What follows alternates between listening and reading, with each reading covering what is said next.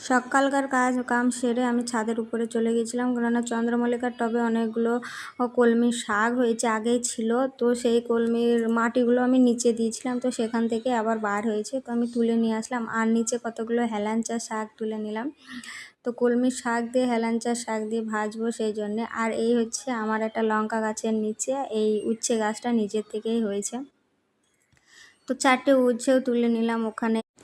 উচ্ছে 4টে তুলে নিয়েছিলাম। আর আমি এই উচ্ছে গাছে কিন্তু একটা কুঞ্চি পুঁতে দিয়েছিলাম, তো সেখানে কুঞ্চি বেয়ে হয়ে গেছে। আর এর থেকে অনেকগুলো জালিও আছে। আর পাশে আমার লঙ্কা গাছ, তো লঙ্কাও কটা তুলে নিলাম, কারণ একই জায়গায় উচ্ছে লঙ্কা একই জায়গাতেই হয়েছে, লঙ্কাগুলোও তুলে নিলাম।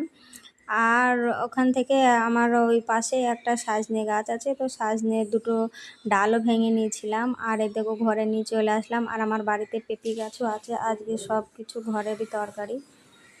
কী যে ভালো লাগছে সব তরকারিগুলো আমার